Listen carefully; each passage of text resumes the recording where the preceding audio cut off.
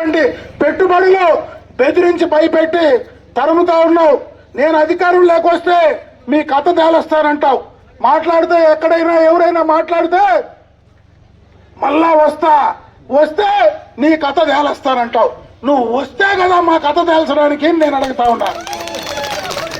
నీలాంటి పిచ్చోడి చేతికి మళ్ళా ఎందుకు అధికారం వస్తుందని అనుకుంటావో, నీలాంటి పిచ్చోడికి అధికారం వస్తుందని నీ కార్యకర్తలకు నీ నాయకులకు ఏం ధైర్యం ఉందో తెలియదు. కానీ అతనికి ఒక రకం పిచ్చి పట్టింటే ఏడుండే నాయకులకు 2-3 రకాల పిచ్చిలు పట్టిపోయి దేశాలకి వెళ్ళిపోయే పరిస్థితి కనపడతా ఉంది.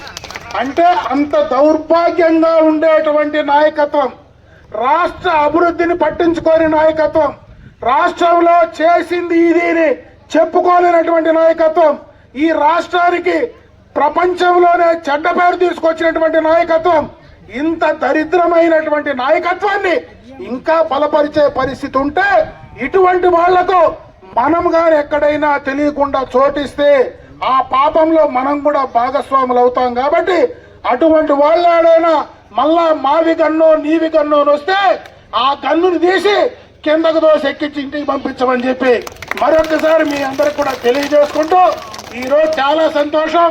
ఈరోజు ఇంతమంది ఈ కార్యక్రమానికి రావడం, ఈరోజు బ్రహ్మాండంగా కూడా ఈ గ్రామంలో బ్రహ్మాండమైనటువంటి సభ ఏర్పాటు చేయడం. ఎందుకంటే ఎక్కువ మాట్లాడితే నాకు కూడా గొంతు నొస్తా ఉంది కాబట్టి తక్కువే మాట్లాడుతూ ఉంటా. మళ్ళా చాలా సమయం ఉంది. ఇప్పుడేమి ఎన్నికల్లో ఎవడో చెప్పినట్టు నాకేమి ఈరోజు ఎన్నికల్లో నేను ఈ 1.5 సంవత్సరం పూర్తిగా కూడా అభివృద్ధి పైనే కార్యక్రమాలపైనే దృష్టి పెట్టినా, ఈ రోజు ఏ గ్రామానికి పోయినా ఏదో ఒక పని చేసి ఆ పనికి నేను పోల్టేసి నేను ఈ పని చేసినాను అని చెప్పుకునే ప్రయత్నం చేస్తా ఉన్నా.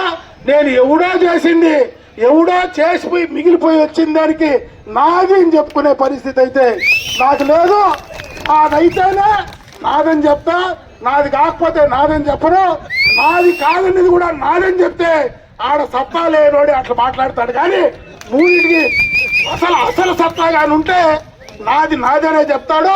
కాబట్టి అటువంటి వాళ్ళ గురించి నేను మాట్లాడను. ఇంకా విధి లేక రంగనాథ్ మాట్లాడు అంటా మాట్లాడినా ఏదైతే అది నేను మాట్లాడు కాబట్టి అది వాళ్ళకే వదిలిపెడతా ఉండా. నేను ఒకే పని చేస్తా. నాకు బుద్ధి తెలిసినప్పటి నుంచి నేను రాజకీయం చేస్తా ఉన్నా.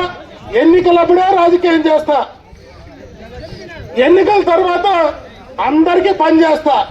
వీళ్ళు ఎన్నికలున్నా ఎన్నిక లేకపోయినా ఎవరిదన్నా పెట్టి ఎన్నో చోటు ఏలు పెట్టి వాసన చూసే తప్పించి వేరే కార్యక్రమం చేసే పరిస్థితి లేదు.